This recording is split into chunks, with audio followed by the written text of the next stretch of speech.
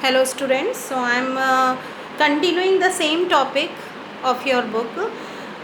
We were doing atomic size and trends of atomic size. In the same topic, three more subtopics are given, which are size of cation, size of anion and the isoelectronic ions. Or the question may be asked that how can you compare the size of atom with its cation and the size of atom with its anion. Okay, so let's start with the size of cation. The question may be asked to give reason why cations are smaller than atom or why the cations are smaller than the parental atom. So here I explain. First you should know what are cations and how they are formed. Cations are positively charged ions which are formed by loss of electrons. Okay, positive ions formed by loss of electrons. So here we can take one example. I am taking the example of a metal. Of course they will show the loss of electrons. Sodium I am taking here. Configuration is 281. So sodium, after losing one electron, will form a positively charged ion which is the cation, and the sodium ion will have the configuration of 2,8. Now the question is, how can you compare the size of sodium atom with that of the sodium ion? So let me explain you. Sodium ion is a cation. So the cation will be smaller than the parental atom. Why? Let me explain you.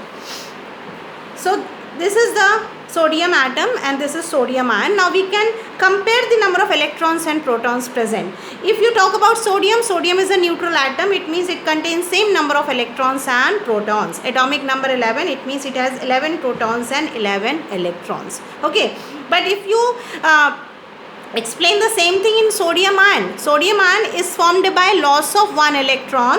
So the number of electrons are reduced here. The number of electron become 10, but number of protons are same, which are 11. Now the balance between electron and proton is disturbed. More protons will create more stronger nuclear pull. That's why the cation will contract and become smaller than parental atom. More protons will give more nuclear pull and size of cation contracts. Okay, so in atom and cation, atoms are always bigger than the cations. Okay. Now coming to size of anion. What do you mean by anion? Anions are negatively charged ions which are formed by gain of electrons. Of course, the non-metals, they form anions by gaining electron. So we are taking one example of chlorine here. Chlorine configuration is 287. After gaining one electron, it will form chloride ion. Configuration will become 288. Okay. So if we are again comparing the size of chloride anion with that of chlorine atom, anions are always bigger than the parent atom. Okay, anions are always bigger than parent atom. Why it is so? Again we can compare their condition. In case of chlorine, which is a neutral atom, number of electrons and protons are same, 17. So it is neutral. But in case of chloride ion, as chloride ion is formed by gain of one electron, so here number of electron becomes 18, but number of protons are still 17, same in number. So you can see number of electrons are more than proton, or you can say that less number of proton will give lesser nuclear pull, so that the size of anion expand. जब nuclear pull ज़्यादा नहीं लगेगा तो anion का size parental atom से थोड़ा सा बड़ा हो जाएगा. So less proton will give less effective nuclear pull and the size of anion expands. Now coming to the topic isoelectronic ions. Isoelectronic ions means all those ions which have same number of electrons. Okay, doesn't matter whether it is positive or negative. Any of the ion can be taken if they are having the same number of electrons. They are known as isoelectronic ions. So I am taking 4 examples. All these 4 examples, they are all these 4 ions, they are isoelectronic ions. How? Let me explain. This is Mg2 plus magnesium ion, which is formed by loss of 2 electron. Okay, atomic number of magnesium was 12, but after losing 2 electrons, number of electrons become 10, but proton are same.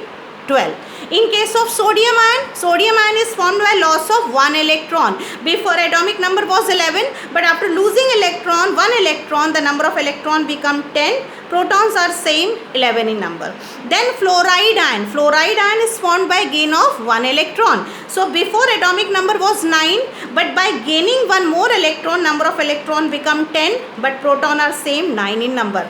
Coming to oxide ion, O2 minus. Okay, oxide ion is formed by gain of 2 electron. Before atomic number was 8.